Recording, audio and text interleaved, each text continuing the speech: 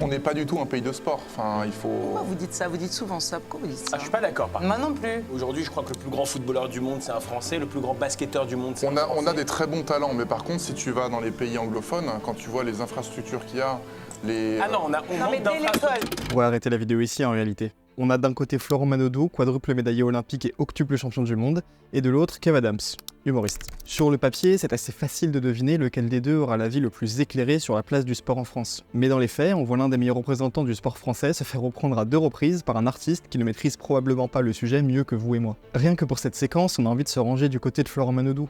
Mais lorsque lui ou d'autres athlètes français disent que la France n'est pas un pays de sport, de quoi est-ce qu'ils parlent vraiment? Si l'on s'intéresse au haut niveau, la France n'est pas juste un pays de sport. C'est l'une des nations les plus performantes de la planète. Chaque année, le classement Greatest Sporting Nation recense les résultats sportifs de plus de 80 disciplines différentes et s'en sert pour établir un classement des pays les plus performants. En gros, une sorte de tableau des médailles géants qui prend aussi bien en compte la Coupe du Monde de foot qu'une manche des championnats du monde de biathlon. Chaque sport se voit attribuer un coefficient plus ou moins élevé selon le nombre de pays qui y participent, et depuis 2019, la France termine chaque année sur le podium. D'ailleurs, elle occupe même la 2e place derrière les États-Unis en 2022 et 2023. Autrement dit, à l'échelle mondiale, aucun pays autre que les États-Unis ne fait mieux que la France. Nick Mira, l'un des responsables de ce classement, explique la performance de la France notamment par sa polyvalence, avec pas moins de 55 disciplines différentes dans lesquelles les athlètes français ont performé. Ce constat se vérifie aussi aux Jeux Olympiques, car même si la France n'est toujours pas entrée dans le top 5 olympique au XXIe siècle, elle a décroché des médailles dans 26 sports différents, c'est autant que la Chine et plus que la Russie. Alors on est tous en droit d'attendre plus de titres, plus de médailles, plus de succès,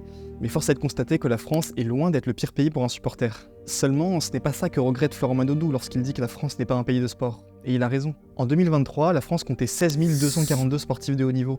Aussi excellent qu'ils puissent être, ils ne représentent que 0,02% de la population française. Si demain la France venait à perdre tous ses chefs étoilés, elle resterait un pays de tradition culinaire. Parce qu'au-delà des étoiles, il y a un ensemble de recettes, de traditions, d'habitudes qui font partie de la vie d'une grande partie de la population. Quoi qu'en dise Kev Adams, il ne suffit pas de voir Kylian Mbappé ou Victor Wembanyama porter un maillot bleu pour que la France soit un pays de sport. Il faut s'intéresser à la place que l'on donne au sport dans notre société, et c'est tout de suite beaucoup plus mitigé. Pourtant, les chiffres le montrent, les Français font du sport. En 2023, 59% des Français de plus de 15 ans ont pratiqué une activité physique au moins une fois par semaine. C'est pas mal, non? Ouais, sauf qu'en y regardant de plus près, on réalise que l'expression « faire du sport » est suffisamment floue pour inclure aussi bien un triathlète qui va s'entraîner 10 fois par semaine qu'un sédentaire qui va sortir tous les dimanches faire une marche de 20 minutes. Autrement dit, si tous les Français sortaient marcher 30 minutes autour d'un lac chaque week-end, cela suffirait pour qu'un rapport public conclue que 100% de la population fait du sport régulièrement. Vous voyez le problème? Plus on creuse, plus on réalise que si la France est un pays de grands champions, ce n'est pas un pays de sportifs pour autant. Si vous prenez les 25 pays les plus riches du monde, la France occupe le 22e rang en termes d'activité physique des adolescents. Ça ne veut pas dire que les Français détestent le sport, mais simplement que notre culture ne le considère pas comme quelque chose de fondamental. Et ça commence dès l'école. Un enfant français passe en moyenne 864 heures par an en classe. C'est plus que la moyenne européenne, et ça laisse peu de temps aux activités sportives en dehors de l'école. Ce qui implique que pour une grande partie des élèves, les cours de PS sont la seule opportunité de faire du sport dans la semaine, et c'est pas vraiment une bonne nouvelle. Sur le papier pourtant, la promesse est séduisante. L'éducation nationale annonce 3 heures de PS par semaine en primaire, ce qui fait de la France un des pays qui consacre le plus de temps au sport à l'école. Sauf que pour faire du sport, vous avez besoin d'installations sportives, et on en manque terriblement. En moyenne, la France compte 46 installations sportives pour 10 000 habitants, dont la majorité ont été construites il y a plus de 30 ans. De 3 heures par semaine, vous passez donc à 1h30 ou 2 heures de cours, le temps d'aller et revenir au stade ou au gymnase. Et sur le peu de temps qu'il vous reste, vous devez vous débrouiller pour faire découvrir et aimer un sport à une trentaine d'enfants, le tout avec des moyens matériels vieillissants. Bon courage. Vous trouvez peut-être que j'en fais trop, mais c'est tout le contraire. La place que l'on accorde au sport à l'école est exactement celle qu'on lui laisse dans le reste de notre société. Un extra auquel on se consacre quand on peut, et qu'on essaie de faire entrer au forceps dans des semaines déjà bien chargées, mais jamais avec le même respect que la littérature, l'histoire ou les sciences. Et si vous ne me croyez pas, je vous laisse aller compter le nombre de grands sportifs français entrés au Panthéon. Ça devrait aller assez vite. Un pays de sport, c'est un pays qui comprend, respecte et valorise les valeurs que cela véhicule. Le dépassement de soi, la rigueur, l'envie de progresser, le fair play. Ce sont ces valeurs qui rapprochent un footballeur d'un rugbyman ou d'un cycliste et qui font que le sport nous aide à devenir de meilleures personnes, j'en suis convaincu. Là où elles sont les plus exacerbées, c'est en compétition. Mais le problème, c'est que la compétition, on n'aime pas trop ça en France. La notion de compétition n'est pas appréhendée comme quelque chose de positif. Cette envie d'être devant l'autre est pourtant naturelle, mais on a l'impression que plus qu'ailleurs, elle fait peur. Dommage, car au-delà de battre l'autre, il s'agit surtout d'exceller soi-même. Nous ne sommes pas un pays de compétiteurs. À peine 4% des Français qui font du sport le font pour la performance ou la compétition. Le motif principal, quelle que soit la catégorie d'âge, c'est la santé. Et au fond, je pense que c'est ça que regrette Florent Manodou. En France, on fait du sport comme on passe l'aspirateur, par contrainte plus que par passion. Et après tout, pourquoi pas? On fait tous des choses qu'on n'a pas envie de faire pour notre santé. comme aller chez le dentiste ou commander une carafe d'eau plutôt qu'un coca au restaurant. Sauf que le sport est beaucoup plus riche qu'un rendez-vous médical. Ne l'aborder que sous l'angle sanitaire, c'est non seulement risquer de s'en dégoûter beaucoup plus vite, mais aussi passer à côté de tout ce que la pratique sportive peut offrir. Et ça tombe bien, parce que la France s'apprête à accueillir l'événement le plus à même d'illustrer toute la richesse et la diversité du sport, les Jeux Olympiques. À cette occasion, la promotion de l'activité physique a été nommée grande cause nationale, avec l'objectif de construire l'héritage des Jeux autour du sport et de ses bienfaits. L'Élysée annonce même qu'accroître la pratique sportive des jeunes constitue la première ambition de l'héritage des Jeux Olympiques et Paralympiques. C'est un objectif noble et je serai le premier à me réjouir si les JO contribuent à mieux faire reconnaître les valeurs du sport. Mais, parce qu'il y a toujours un mais, une fois de plus, je ne crois pas que le message soit le bon. La grande cause nationale encourage les Français à bouger 30 minutes par jour. Pourquoi ? Ni pour le plaisir de se dépenser ou la satisfaction d'accomplir quelque chose de difficile, mais pour réduire de 30% vos chances d'accident cardiovasculaire et respecter la norme fixée par l'OMS.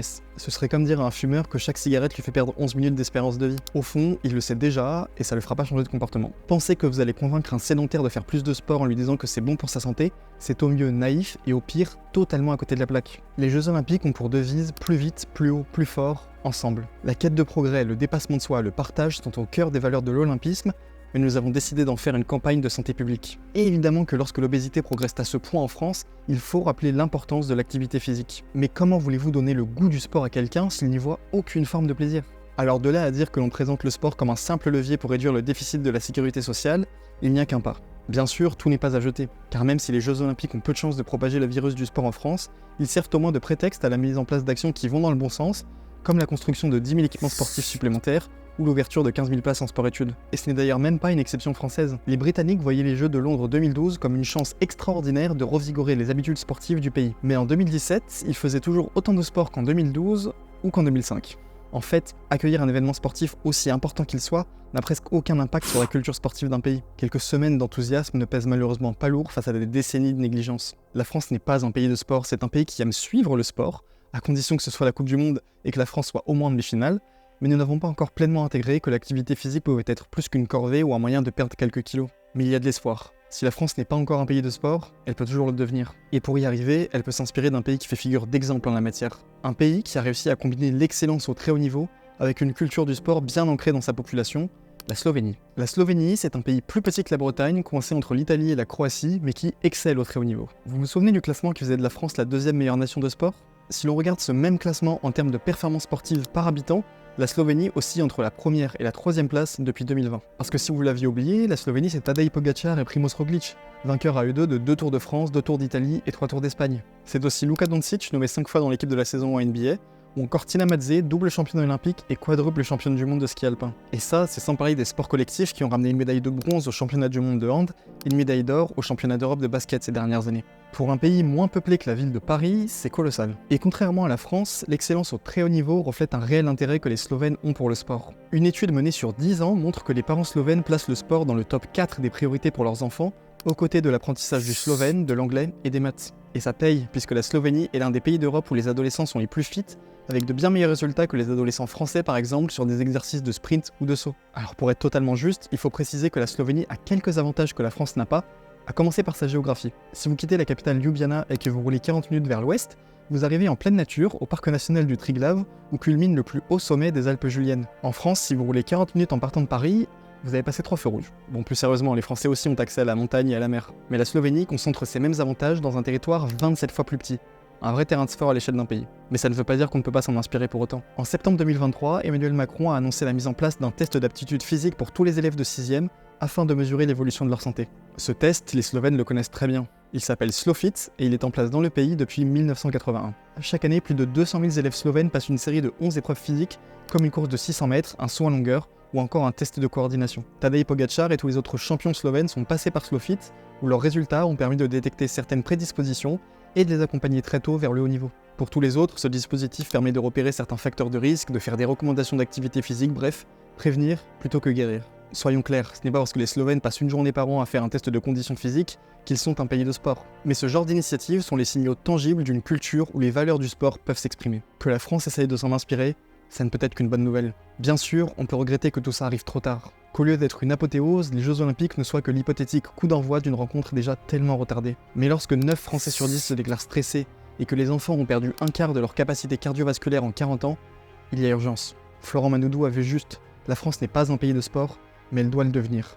C'est l'un des enjeux majeurs de notre siècle. On se revoit dans 3 semaines.